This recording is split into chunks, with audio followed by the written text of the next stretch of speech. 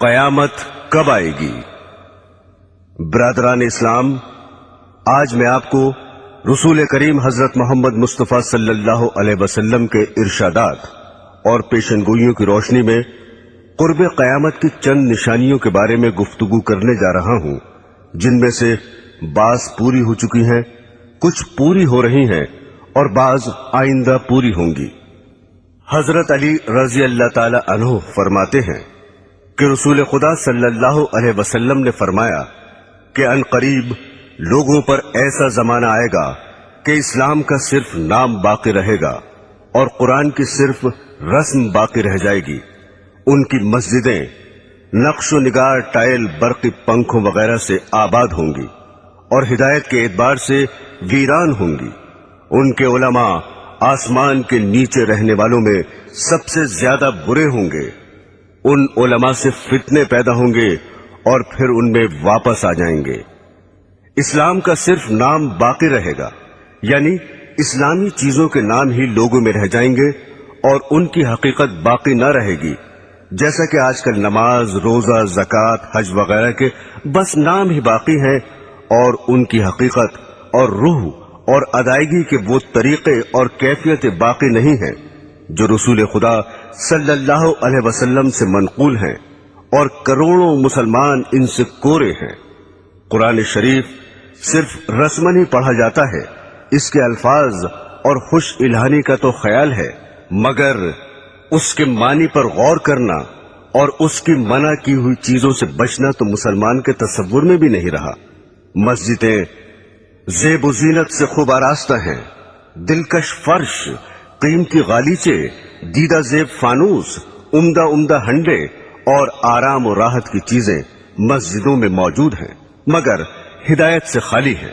مسجدوں میں دنیا کی باتیں، تانے، غیبتیں بے دھڑک ہوتی ہیں اور امام و مؤذن تو مسجدوں کو گھر ہی سمجھتے ہیں۔ علماء کے بارے میں جو یہ ارشاد فرمایا کہ علماء سے فتنہ نکلے گا اور ان میں واپس آ جائے گا، اس کا مطلب یہ ہے کہ علماء بگڑ جائیں گے اور رشد و ہدایت کی راہ چھوڑ دیں گے تو عالم میں فساد ہوگا، اور پھر اس کی زد میں علماء بھی آ جائیں گے، اور یہ بھی مطلب ہو سکتا ہے کہ علماء دنیا داروں اور ظالموں کی مدد کریں گے اور پیسے اینٹھنے کے لیے دنیا کی مرضی کے موافق مسئلے بتائیں گے، اور پھر دنیا دار ہی ان کا مزاج ٹھکانے لگا دیں گے۔ حضرات گرامی، دوسرے انسانوں کی طرح آج کل کے علماء بھی فکر آخرت سے خالی ہو گئے ہیں اور اس فانی زندگی کو اپنے علم کا مقصد بنا رکھا ہے۔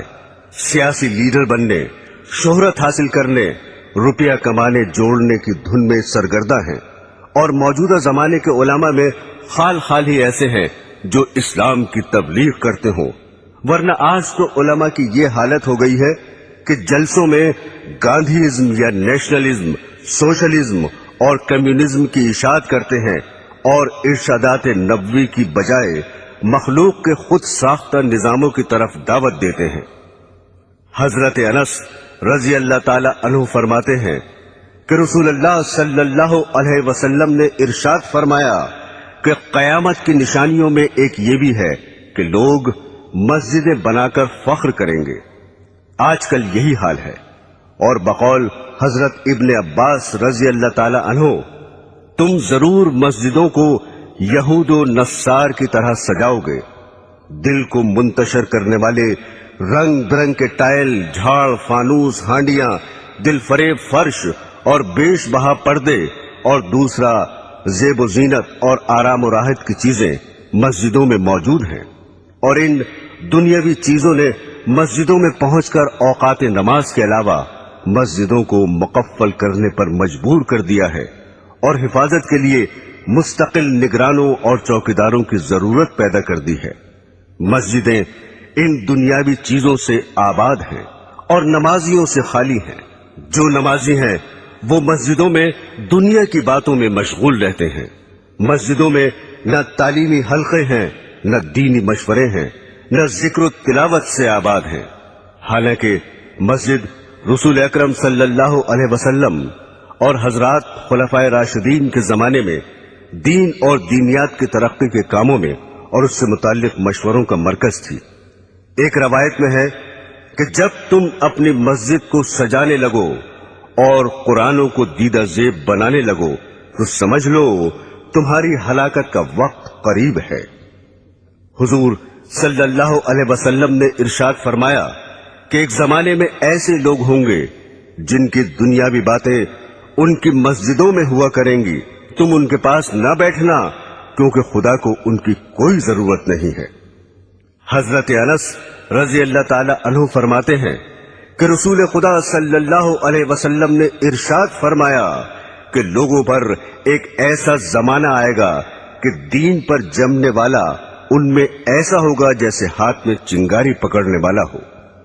یہ زمانہ اس وقت موجود ہے کیونکہ ہر طرف بددینی اور بے حیائی اور فحشکاری کی فضا ہے، سرکشی کا ماحول ہے۔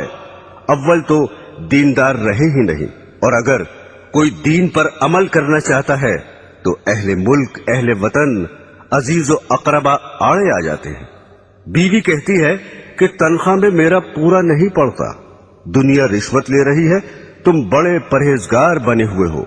ہم عمر مذاق اڑا رہے ہیں کہ داڑھی رکھ کر ملا بن گئے، جھاڑ سا لگائے پھر رہے ہو، ریل میں یا لاری میں سفر کر رہے ہیں اور ایک شخص نماز پڑھنا چاہتا ہے مگر اس کے لیے نہ ریل ٹھہر سکتی ہے نہ لاری رک سکتی ہے، لیکن اگر کسی کو کچھ دنیاوی نقصان ہو جائے تو سب ہمدردی کے لیے حاضر ہیں۔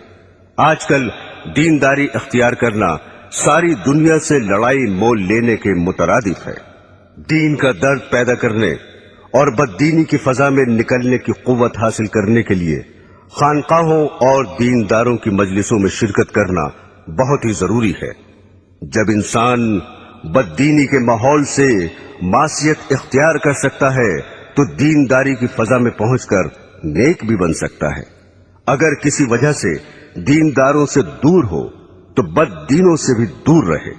اسی حقیقت کے پیش نظر رسول خدا صلی اللہ علیہ وسلم نے ارشاد فرمایا کہ ان قریب ایسا ہوگا کہ مسلمان کا بہترین مال چند بکریاں ہوں گی جنہیں لے کر پہاڑ کی چوٹیوں اور جنگلوں میں چلا جائے گا، اور اس صورت سے اپنا دین بچانے کے لیے فتنوں سے بھاگے گا۔ ایک اور حدیث میں ہے کہ رسول خدا صلی اللہ علیہ وسلم نے ارشاد فرمایا کہ ان قریب فتنے پیدا ہوں گے، اس وقت بیٹھا ہوا کھڑے ہوئے سے بہتر ہوگا، کیونکہ بیٹھا ہوا شخص بنسبت کھڑے ہوئے شخص کے فتنے سے دور ہوگا، اور کھڑا ہوا چلنے سے بہتر ہوگا، اور چلنے والا دوڑنے والے سے بہتر ہوگا۔ جو شخص فتنوں کی طرف نظر اٹھا کر دیکھے گا فتنے اسے اچک لیں گے۔ فتنے کے وقت عبادت خداوندی میں مشغول ہونا بہت زیادہ فضیلت رکھتا ہے۔